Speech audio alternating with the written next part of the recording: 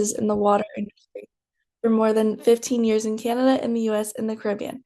Rienk has been a patient researcher and patient family and donor with CDTRP for years and has been a representative on CDTRP Theme 5, Restoring Long-Term Health, for over a year. He had a heart transplant in December 2012 and has been involved in a number of transplantation related research projects over the past 10 years. This presentation will be followed by a Q&A session. If you have any questions throughout the presentation, you're welcome to ask them in the chat and they will be addressed during the Q&A section. Rienk, the stage is yours. All right, thank you very much, Ashley, and thanks for inviting me for this. I'm not sure if you're ready for, with my engineering background, I tend to use a lot of data. So again, this is just my particular journey. It was nice to see in the Mentimeter, the reason that a lot of us do this, we track things and we look at things, we analyze things over time, is for ourselves. We don't really share this stuff with people. And but it's always interesting to see what everybody else is doing. So I'm looking forward to the conversation afterwards as well. So just a quick background. I know quite a few of you on the call, but not everybody, of course. And so I suffer from a genetic mutation. So originally, it's an ancestral sort of thing. I think they've traced it back about 600 years to the north of Holland, where this genetic mutation is desmonopathy. So effectively, it affects the right side of the muscles on the right side of the heart. And so about 50% of my ancestors suffered from this because it's 50% autosomal dominant and fully penetrant. So if you've got it, you're going to get it. It's going to show up at some point in your life. And this has been identified for a long time. But when I originally started having symptoms at the age of 37, they didn't do any of the genetic testing yet, so nobody really knew what it was. My grandma died at 50, but she'd been in a wheelchair for a long time. My aunt died at 55, and she was one of the first pacemaker recipients in the Netherlands. She had a plutonium-powered pacemaker, and 88 operations later, she died. My dad died at about 30, so this has been going on for a long time.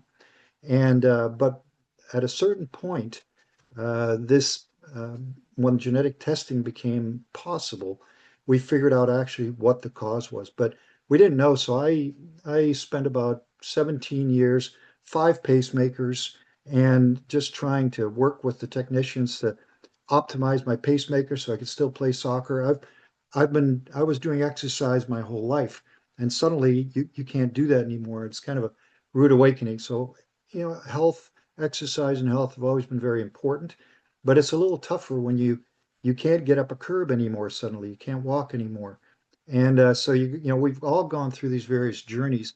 So physical education, nutrition, sleep health have always been extremely important in my life. So I'm going to talk, these were the things we talked about a little bit last time. So I'm going to talk about those 3 elements. So physical health, nutritional health, and sleep health, and how I use my Fitbit, or now called, I guess, Google Health Bit. I don't know where the bit went.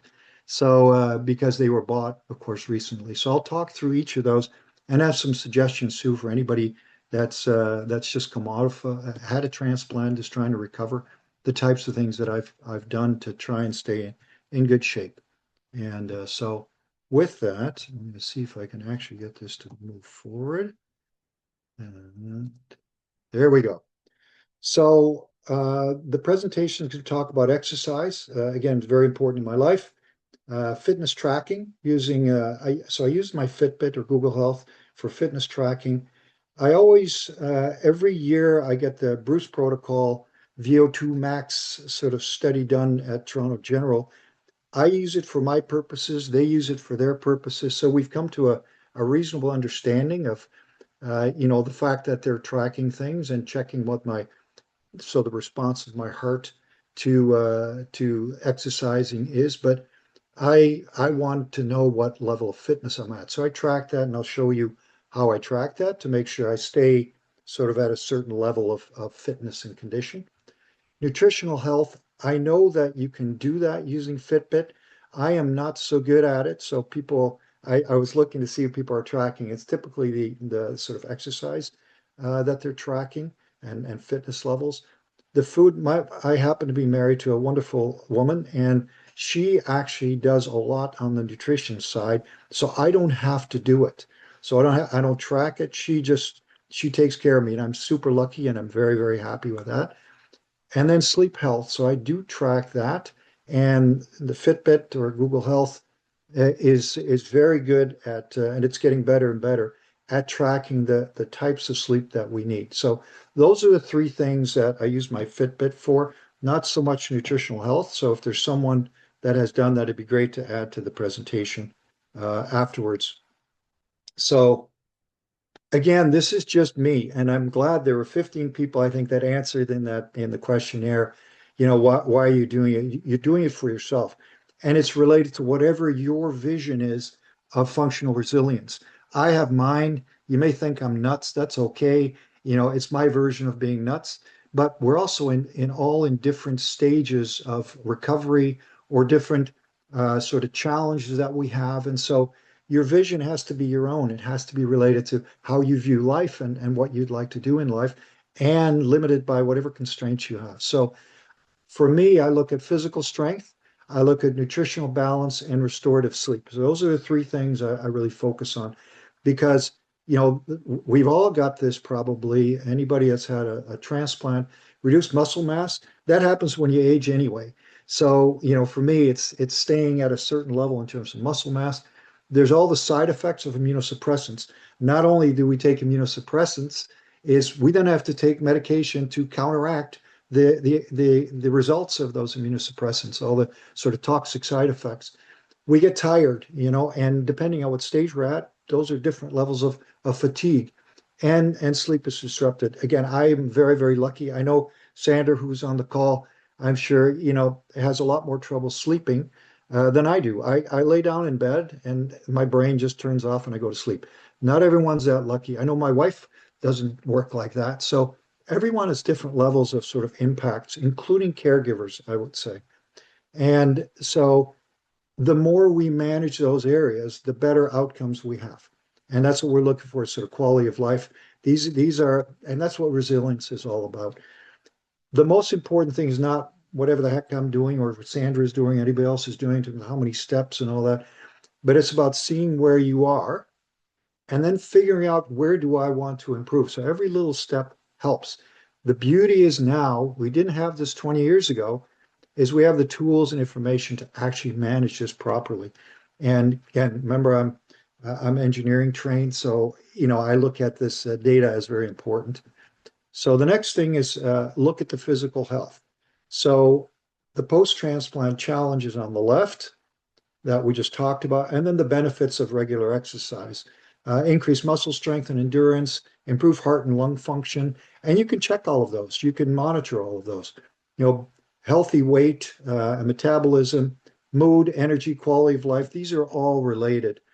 There's a guideline 150 minutes of moderate intensity activity per week for transplant recipients. I think, again, this is up to you. I like to do some intense stuff. Uh, some people don't feel comfortable with that. And I was looking at Ashley there because when you're a caregiver, like Sherry, for example, you worry more than the individual that's actually doing this stuff. I'm sure Ashley would say, "Oh, I can do this." Meanwhile, your family, your parents are worrying about you. "Oh my God, don't do this. It's too stressful. You're gonna, and so we all get that where we are probably perfectly capable of managing where we're at. So it's not about this guideline says 150 minutes. Somebody else says maybe it's 100. It's whatever works for you and whatever makes you feel like you're keeping yourself healthy. So next one is in terms of my typical week. So there's a bunch of pictures here. There's on the left side is some soccer pictures. Sorry, I didn't have any of my teams for some reason. So these are just, first one is me just practicing with my daughter. She's also a goalkeeper. And so she's hammering shots at me. Then this is, we had a team. It was a father and sons team. So a bunch of us old codgers and our sons were playing in a league and it was still fairly competitive. That swimming picture, that's the year I first met Sandra Holsworth, and that was the 2016 transplant games in Toronto, I think it was. Then to the right, we own a sailboat, and I race sailboats, and I love that. still gets you a little bit of exercise. The next picture is in Algonquin Park. We like to go canoeing and sort of carrying canoes on our heads and things like that. And the other one is just a recent race. We did an overnight race in Lake Ontario. So as far as physical activity is concerned, I play soccer either once or twice a week all year round. Sailing is obviously in the summer. I race twice a week. Pickleball, we play once or twice a week, depending on summer or winter. And then I go to the gym. That's a lot of that's just for strength training, occasional swimming, occasional canoeing. Part of this is to get exercise without thinking about it too much. And the other part is obviously social. You know, these things are some of these are team sports, some of these are individual things, and we try and combine these things, or I try and combine these things. So how do I track that? These are just shots of it was a couple of weeks ago. I just took some shots off my Fitbit change because it was in the middle of changing the screens to the Google Health screens. So I look at my resting heart rate. I have a target of around 65 to 69. It's just wherever I happen to sit. And I stay pretty consistently in that range. That day, so they used to call it zone minutes. I think they've changed that now. It's different activity zones or something. Um, so that was kind of a moderate exercise day. My heart rate going between 59 and 137. So it can show you on this screen, it shows you how much you've done in terms of peak exercise. I only did 2 minutes, and I like to do a little more than that. I like to be in the 150 sort of beats per minute range when I'm exercising on the treadmill and the bike. Vigorous exercise, it says 28 minutes. Moderate exercise, 1 hour and 52 minutes. I think they were light. So anyway, this is just, 1 week, or this is one day, I think. It's just a day. The next one is the steps. Everybody talks about their 10,000 steps. So like Sandra said in the last meeting, it's like whether it's 5,000 or 8,000 or 10,000, sure. We need to get some, a reminder of, oops, I gotta, like I can see there on that week. On the Wednesday, I probably had back-to-back meetings. I was probably sitting there on Zoom or on Teams, and I had my butt in a chair. Probably not the best thing to do. But then on the Sunday, which is when I play soccer, you can see I'm at 17,500 steps because in the morning I'm running around for 2 hours, so it reminds me when I look at it, say, okay, hey, I'm starting to slip or I'm doing okay. The next one is floor. So, I have it. Now I didn't actually set that target. It is set at 10 a day. It should probably be set a little higher. I was averaging 34 floors a day. It's just a way to kind of say, hey, am I doing the stuff I should be doing? Am I getting my heart rate up? Because the flexibility to me of my heart rate, my arteries, making sure they're opening and closing on a regular basis is extremely important. The other thing I do in terms of fitness, as I said, is that Bruce protocol. For those of you that are not familiar, it's a treadmill test. And so on the left, in the left table, it shows the stages. So stage one on the treadmill is at a grade of 10%, and the speed is 1.7 miles an hour. You do that for 0 to 3 minutes, the first 3 minutes. Then you go to stage two. The treadmill goes up to 12 degrees. The speed goes to 2.5 miles an hour. You do that from minutes 3 to 6. And then where I usually target is I target about 13 minutes. So then you're in stage five. Stage five, you're at 5 miles an hour. And so now you can't really walk that fast or it's hard. So you're starting to jog basically up an 18% slope, and that's between minutes 12 and 15. My target is I want to be between 13 and 15 minutes. The last few years, I've been slightly under the 13 minutes. That gets you a VO2 max or oxygen uptake of 47 milliliters per kilogram per minute. So it's a measure, and so then I look at that in terms of, okay, as a 67-year-old male, where do I fit?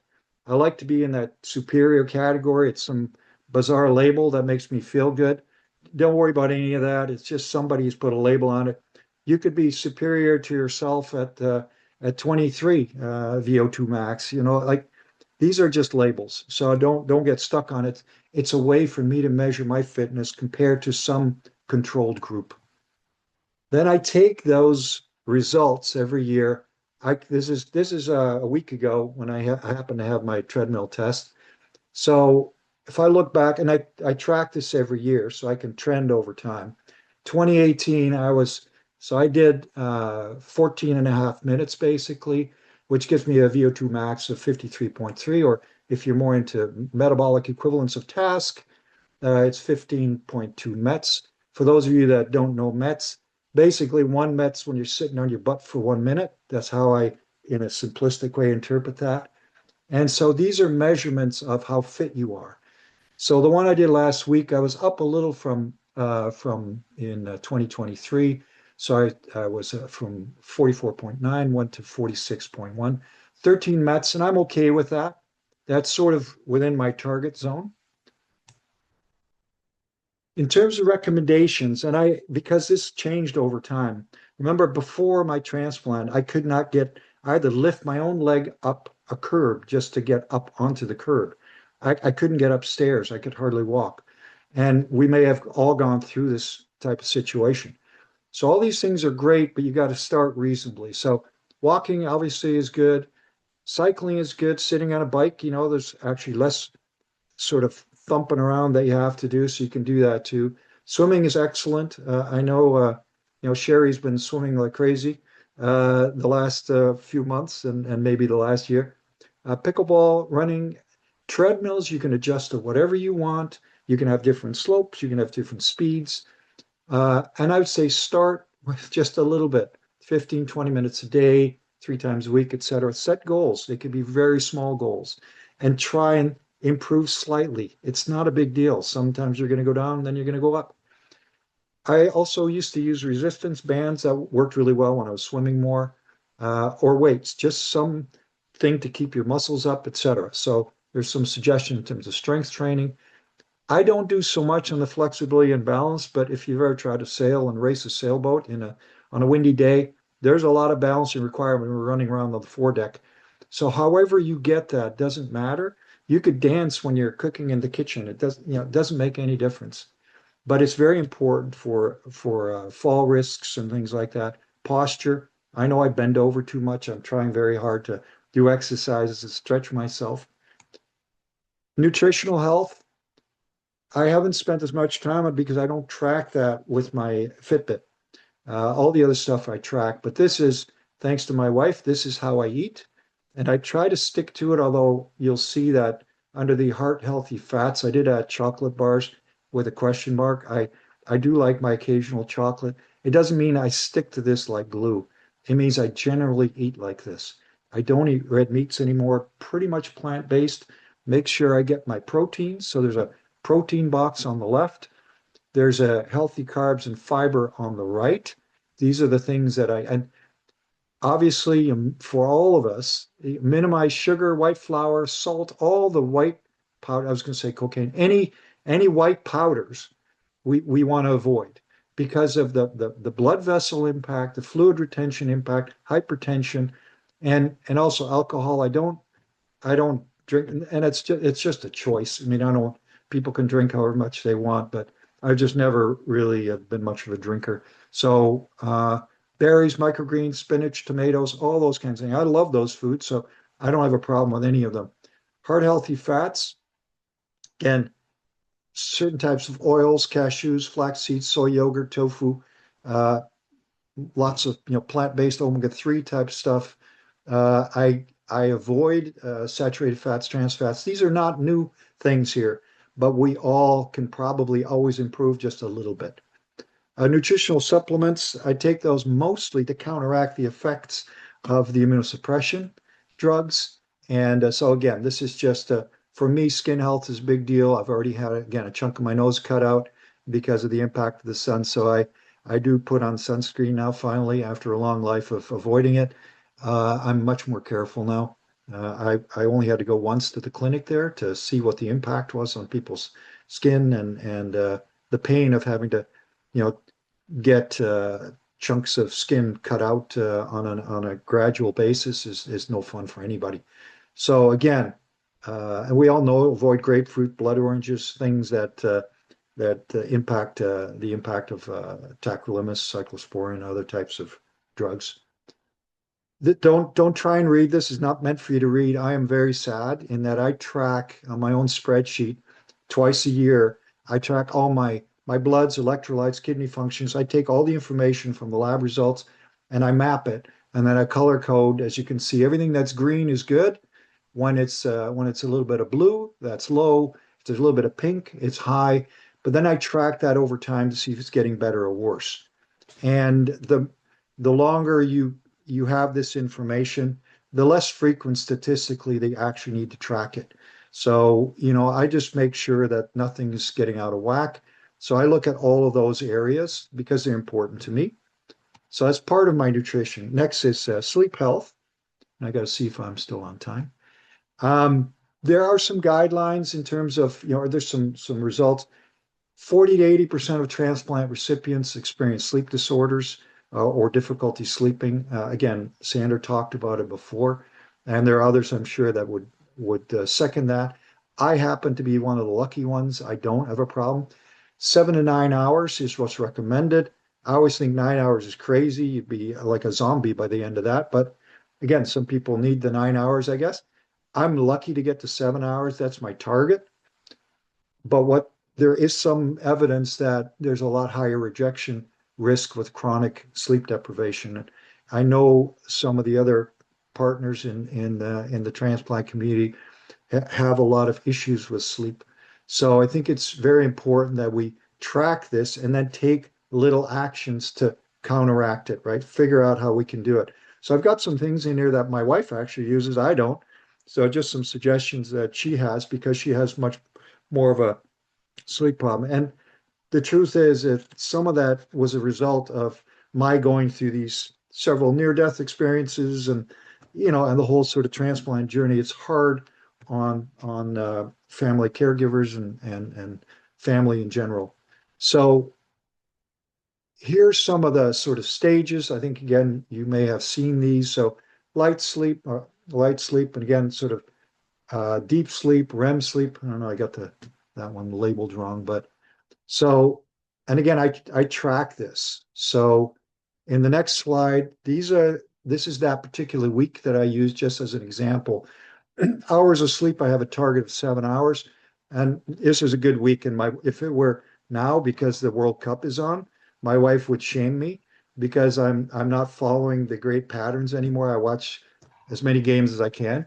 So, and they're on late. So I have been below my target the last week, but here is 7 hours, 24 minutes, 7 hours, 5 minutes.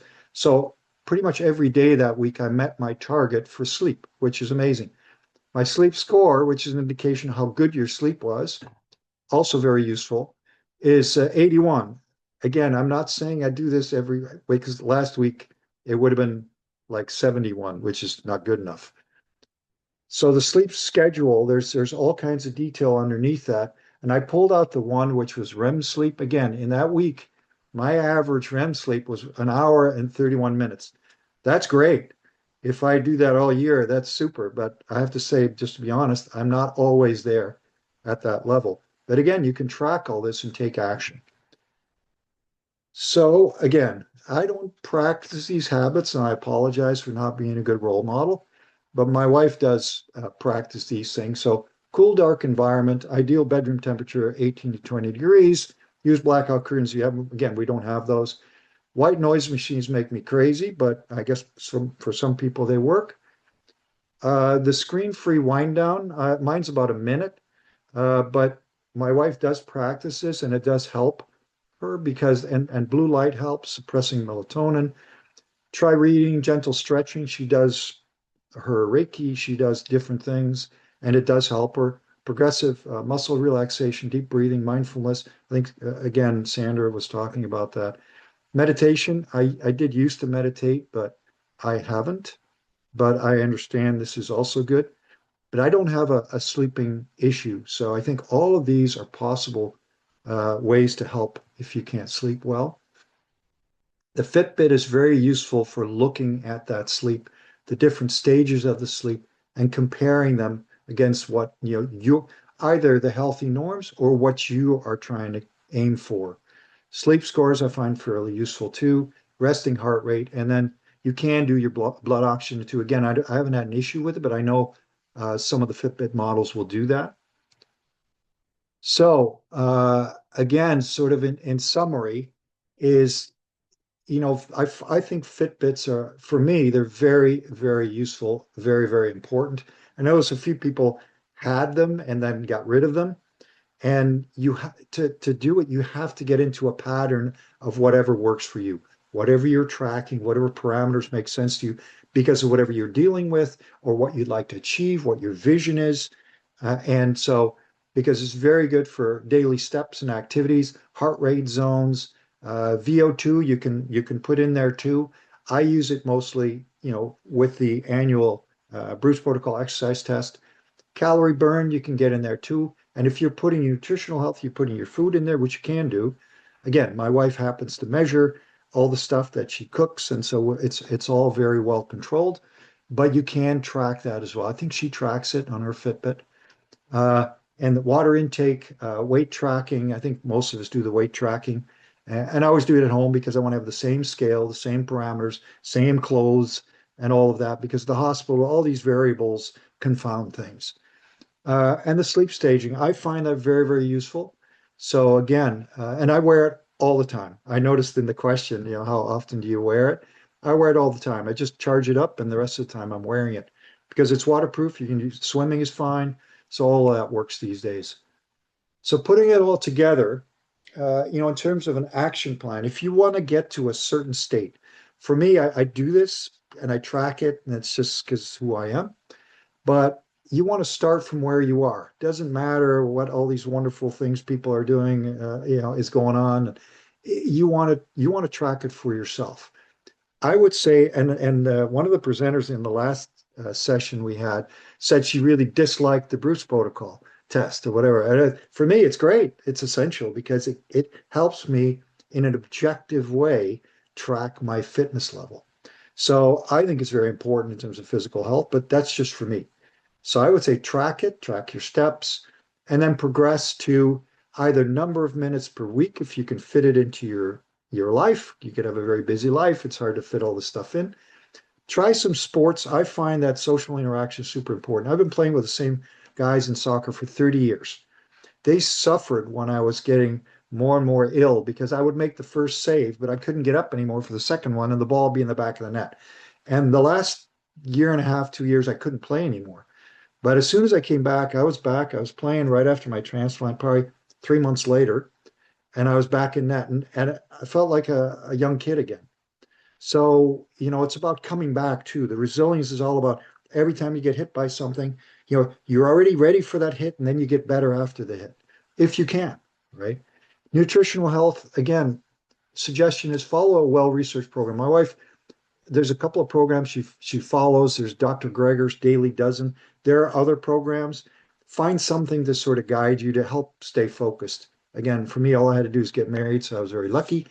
Um, Log your meals in Fitbit in the Fitbit app if you want. Hit your nutritional targets and avoid grapefruits. In terms of sleep health, again, try and get into a routine. Easier said than done for some people. Wear your Fitbit to bed at night because it's going to tell you in an objective way, where you're at and what's going on. Review your sleep score and research and discuss poor sleep. Again, little things in any of these areas are fine. You don't have to achieve the top of the mountain if it's too much, because then you get disillusioned and then you don't want to do it anymore. It's hard enough. And I always think too, get a partner if you're going to go work out. They'll kick you in the butt if you have to, or you get out, you go walking with other people and they say, all right, let's go. And you go, "Oh, I don't feel like it today." We're all like that, right? So key takeaways, I think these are all essential. For me, again, the motivation behind this is my two daughters have the same genetic mutation. They will need a transplant or maybe genetic engineering or some other solution for the genetic mutation that they have.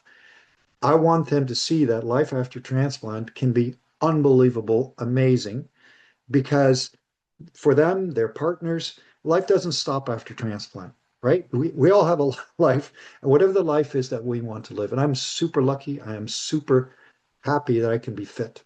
So I'd say physical health is extremely important. Using monitors is helpful. It's a reminder.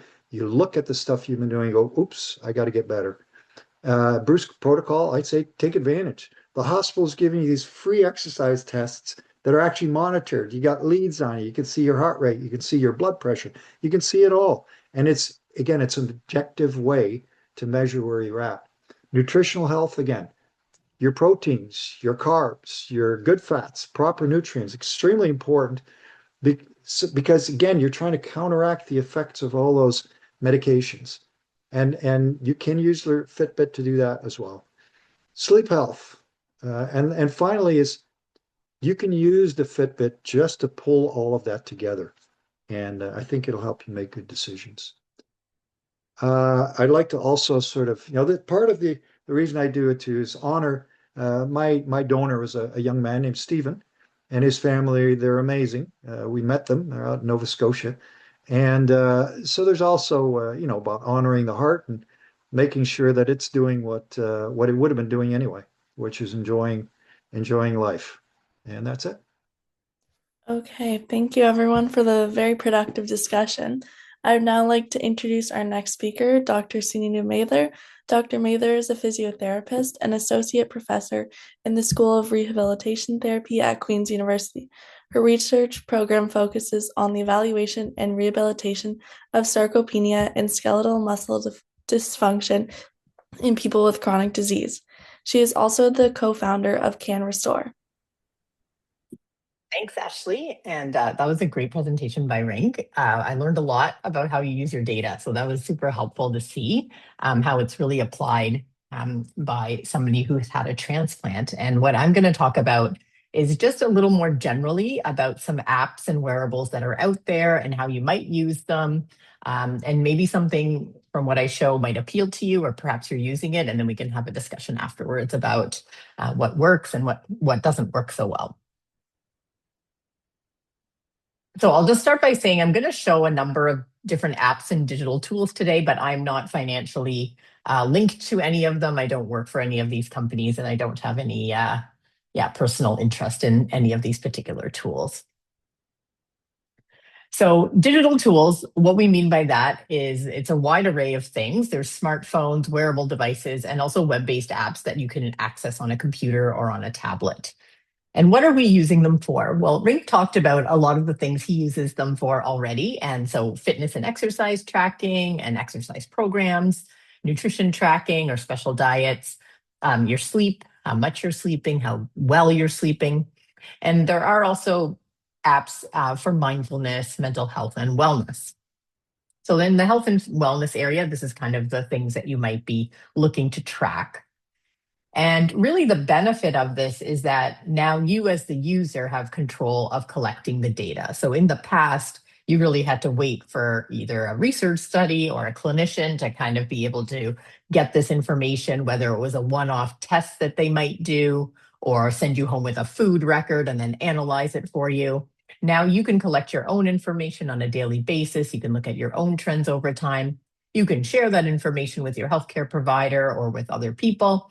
And you can use it for goal setting and as a motivational tool. And we saw that just with the earlier presentation, how you can, maybe use it to make some decisions or see how you're doing over time, whether you're improving and setting goals for yourself.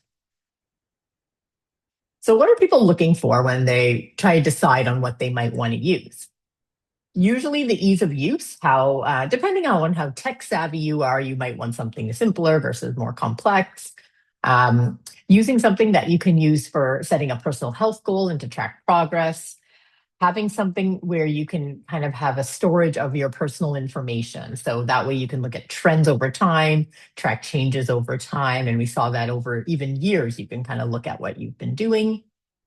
Ability to share information is important to some people, whether it's with family and friends or to join an online community or to share information with a healthcare provider. You may be looking for something that has transplant-specific features and information, and there are a few apps out there in health and wellness that do that. There's not too many, but I'll talk about a few today. You might want something that has goals and rewards, and things that tend to be important for transplant recipients is something that tracks what we call non-linear trajectories. And I think that's what Sean and Rienk were sort of talking about. There might be a phase where you're going downward or you have an illness and you need to track how you're doing there. And so you're not meeting what you were doing previously. So this is something that typical wearables don't do because they're always thinking that you're going to either be at the same level or increasing. But for transplant recipients and in some of the transplant specific apps, this is taken into account.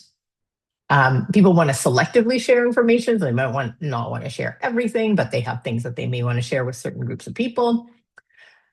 In some indication of security of private health information or some idea that you can control what you're entering and who's seeing it, and also security of location information and sort of the GPS tracking that you might be using to create a map of your run or of your bike ride. But who can see that? Do people know where you are? That kind of thing. So sort of those security issues is another thing people look for.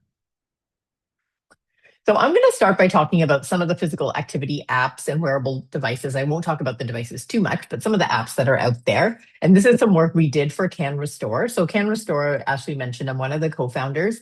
It's a national network where we try and disseminate scientific information about exercise and physical activity. You can see our website there, canrestore.ca, and you'll be able to find information there about what are the guidelines for exercise pre and post transplant? What is the evidence saying? So this is a place where you can find the most up-to-date evidence-based information. So we looked at what kind of physical activity apps are out there that might meet the needs of what transplant recipients were looking for.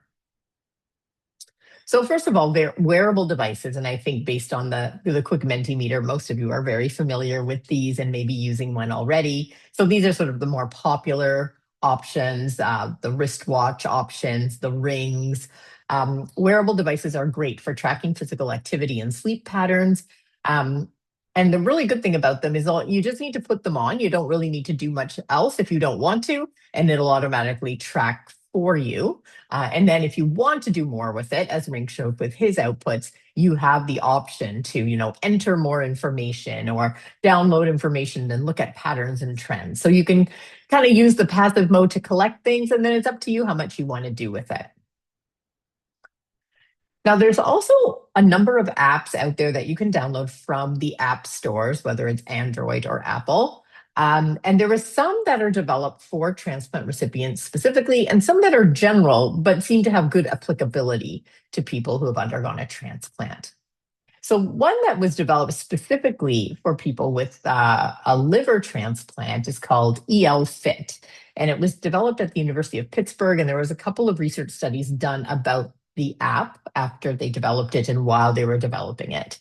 But basically, it's a home-based exercise app.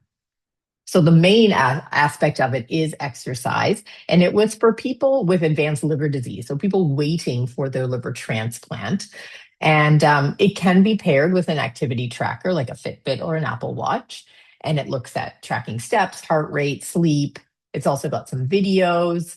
It gives you reports. It has a community of users, so you can meet other people who may have a similar condition as yourself. And it also has some gamification, so to help with motivation. Now, since this was developed specifically at the university and for people with liver disease, they do require you to email them in order to get access to the app. And we did this to try it out, and they get back to you very quickly. It comes right from the principal investigator who developed the app. They have you just fill out a prescription form from your healthcare provider. I think they want to make sure you're safe to use their activity program. So this one is very specific, specifically designed for liver cirrhosis and liver transplantation. Another one that's, it's not an app, it's actually a web-based program, so you can access it on a tablet or a desktop computer, and it's called Refit for Life. And it was developed by the World Transplant Games Federation, and they did a specific initiative of trying to get people who, may not be participating in the games, but want to get active. So it's really for those transplant recipients, not necessarily those training for sports, but for anyone that's had a transplant.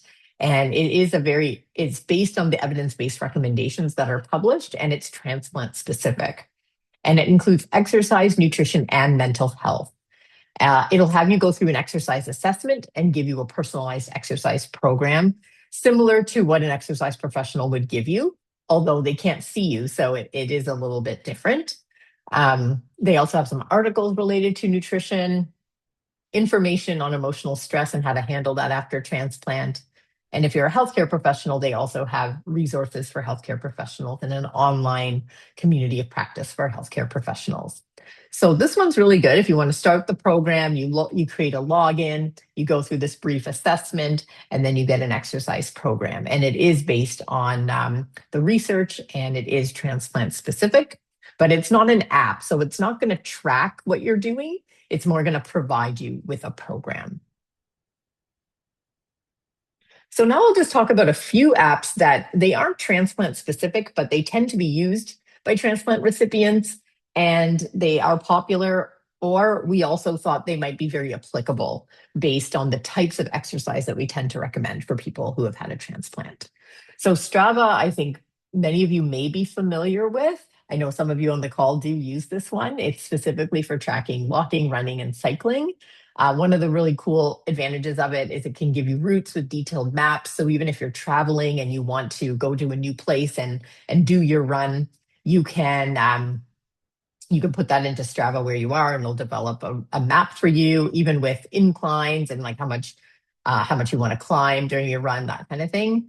You can do challenges. It provides activity feeds that you can post. And it also has groups and communities, and it does have transplant specific groups. And that's why we thought this one is important to bring forward to the community, because if you don't know about it and you want to get involved, you can join a transplant specific group. You can start a new group as well. JFit is another one that is not transplant specific, but we found it's a very useful app. And again, it doesn't track anything for you, but it's a library of strengthening exercises. And as Rienk mentioned, like pre and post transplant, that loss of muscle strength and muscle mass is really important. So this is a way to kind of get into those strength-based exercises. It has 1,300 exercises, maybe more now, with videos and really great descriptions. It also has exercises that use weights versus those that are more body weight related. You can create your own workout. You can use an existing workout that's out there that someone else developed. Set your goals and track your progress. So even though it's not transplant specific, we felt it was like a very useful app to really improve that muscle strength and muscle mass. So this is kind of how an exercise sort of looks. They provide you with like what the exercise looks like, what muscles are you targeting, what are different ways you can do it, and then you can track how many reps you did of this exercise, and a huge library of exercises on the JFit app. Another one that can help you develop an exercise program for yourself, and this one actually connects with some of the wearable devices, so you can track what you're doing as well. And this one's called SoarKit. So this one, it's beyond just strength training. It's got aerobic training, it's got your resistance or strength training, and it's also got flexibility exercises.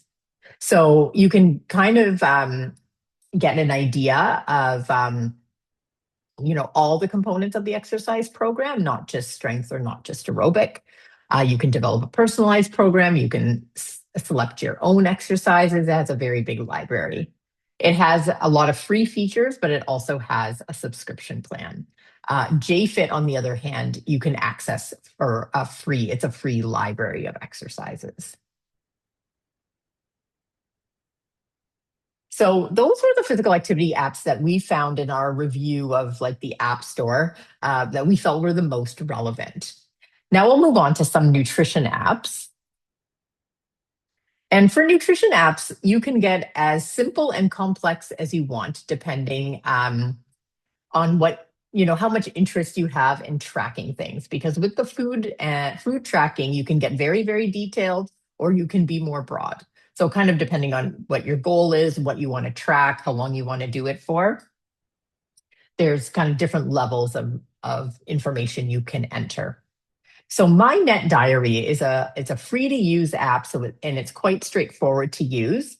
It gives you calorie counts, but also your macronutrients, so fats, carbs, and proteins. It'll break down your diet that way, nutrients and vitamins. It gives you daily reminders about your meals and your snacks, and it kind of gives you a trend report. So this one is free to use and it's fairly simple to use. So if you just want to kind of get started with tracking your nutrition, this is a good way to start. You can also track your weight on this if you like. So MyNet Diary seems to be a good one for people to kind of get started with. They're interested. And this is available through, you can use it on your phone, your iPad, and also on your Apple Watch. It doesn't connect with other wearables, but it does connect with Apple Health. If you want to get more detailed information about your food, then Chronometer is another really good one. This one's more detailed food logging. So you can put in more information and get more detailed tracking. You can get lots of nutritional reports, and it syncs with lots of other devices. You can import, export data from other devices. It is free. There's many things you can do for free in Chronometer, but if you want to do more, you can upgrade to their premium subscription version. So with this one, again, you're tracking calories, you're tracking your macronutrients. It also tracks fiber. It can get into micronutrients as well. And you can also scan barcodes of items. And you can do that even in the free version, but you can do even more barcode scanning in the paid version. So this one is like if you really want to track more. So depending on what your goal might be, you might want to get more information, or maybe you start with something simple and then you're like, oh no, I really want to know more. Chronometer might be a good one to try out, their free version. One that is transplant specific, but only for kidney transplant, is called Kidney Pal. It's actually for all stages of chronic kidney disease, including people on dialysis, which people may be pre-transplant, and it also does include post-kidney transplant. And this one's pretty neat because you can take a picture of your meal, or you can verbally describe your meal, or you can enter it, and it'll give you a safety index depending. You have to enter a lot of information about your health before you start using it, and it'll tell you whether it's safe for you to consume. So it bases that on your recommended limits for sodium, potassium, protein, and phosphorus. So for example, with this meal, it says high burden potassium heavy. So this would be individualized because you do have to put personal health information into it for it to know whether it's safe for you or not. There is a free trial version available. Otherwise, it's paid subscription, and it can sync with Apple Health. So this was a kind of neat one out there, but again, really specific for kidney disease, and you do need to enter some personal health information to make the best use of it. But I thought it was kind of neat that you could do it through a photo of your meal. So the last section of apps I'll discuss are the ones that address mindfulness. I have a few examples of this one, but they do address things like preparing for sleep and meditation. So one really good one is called Headspace. It provides actually structured programs for stress and anxiety reduction, for helping improve your sleep, pain management, improving your focus, regulating your mood. And it also has some short guided sessions, which might be useful if you experience fatigue or periods of low energy. Headspace, however, is a paid app. So you do have to pay a subscription fee to use this particular one. Calm is another one. There is a part of it that's free and a part of it that's paid, like a lot of apps are once you get in there. But this one is really good for sleep, to help improve your sleep and get you into a wind down routine.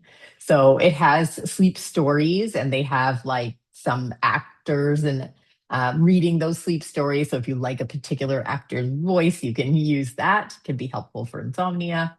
It's got some guided breathing and relaxation exercises, anxiety reduction tools, and it's got some like soothing music type things that you can use at night.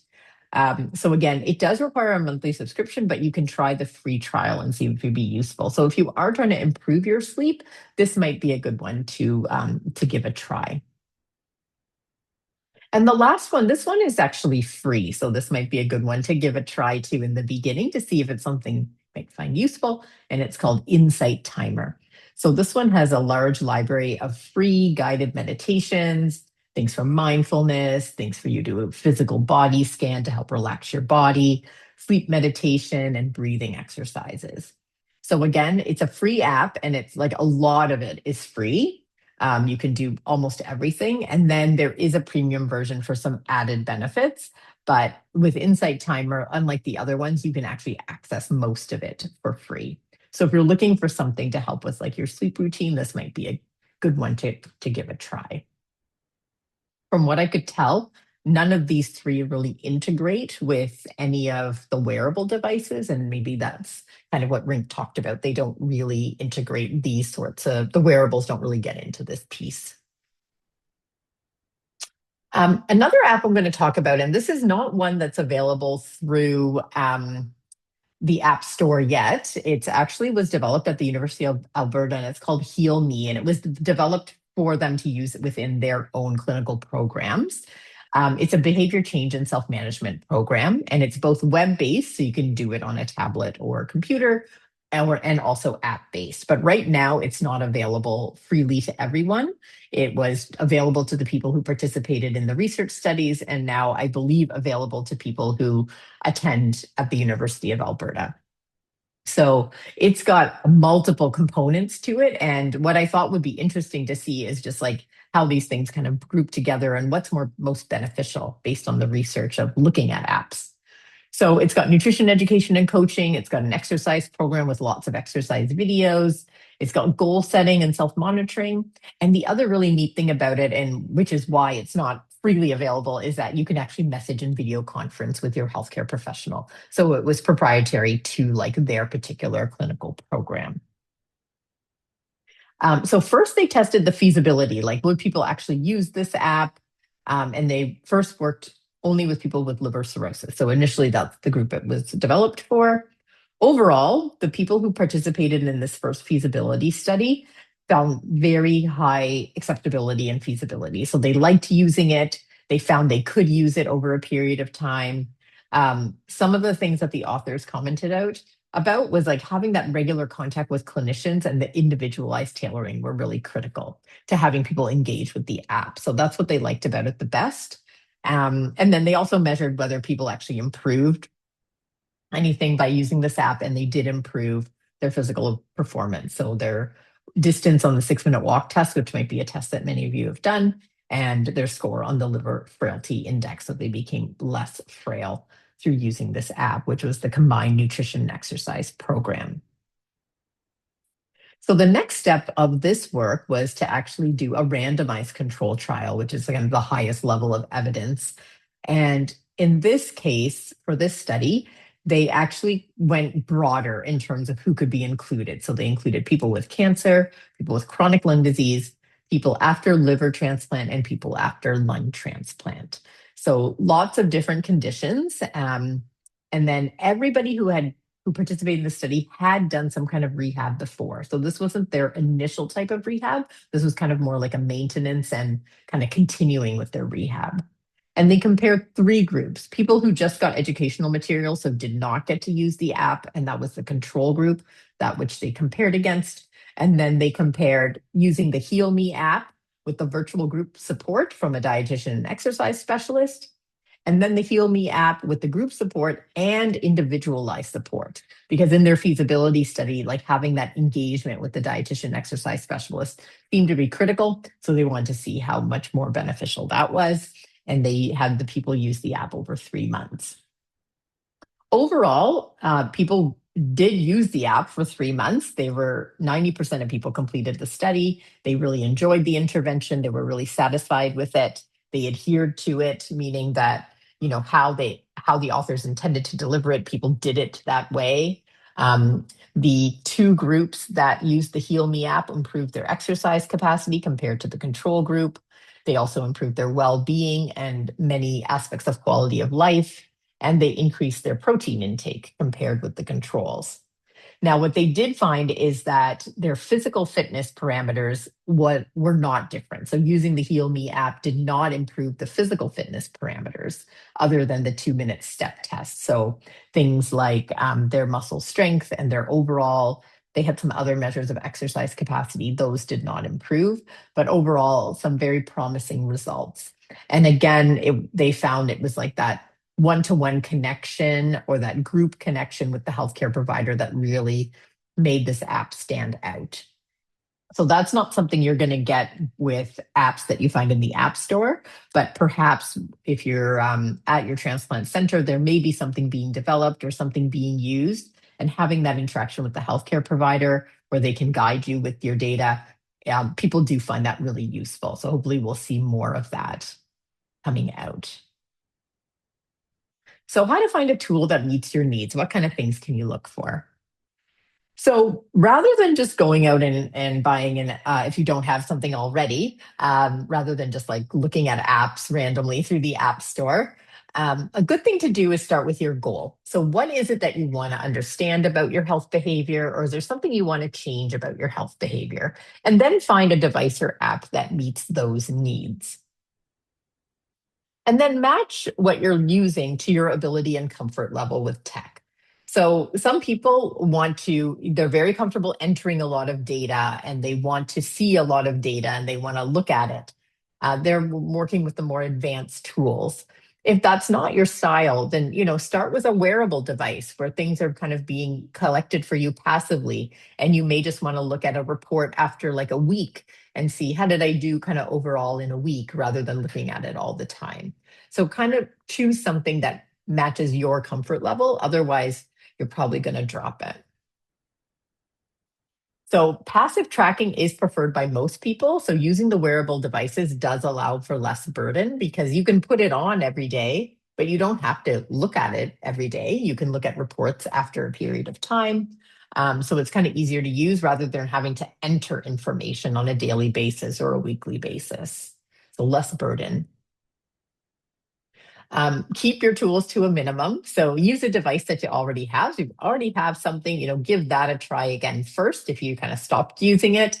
And then look for apps. If you want to add things on, look for apps that are already compatible. So some of the apps I showed you, like it would say, oh, it's compatible with Google Health or it's compatible with your Garmin. So if you want to say you use a Garmin and you want to add nutrition data to it, find an app that already integrates with the Garmin rather than having to use multiple things. And prioritize data that leads to action. So remember, most of us will be using these because we want to make a health behavior change or we want to continue on a pattern of healthy behavior.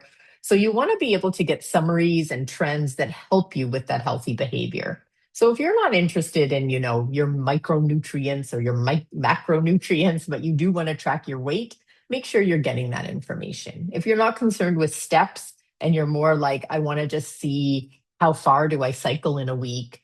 Find an app that does that for you or a wearable that does that for you. So try and use things that really fit your goal and lead you to your behavior change. And then reassess after about 2 to 4 weeks. Is this burdensome for me or is it beneficial? So usually app usage declines after about 3 weeks. So looking at your use of it at that time period can really tell you whether this is working for you or it's not a good fit and you want to try something else. There's nothing wrong with removing and trying something new. And remember that apps don't replace your clinical care. You might be able to share some trends with your clinical team, physical activity trends with your physiotherapist so they can see how you've been doing over time. It's very helpful. What kind of strengthening are you doing? What kind of walking program are you doing? Rather than just trying to recall it. But it's not a replacement for your clinical care. So even with that liver fitness app, ELFit, even though they collect a little bit of information about you, they're not replacing the clinical care for you through that app. It's just something to help you personally.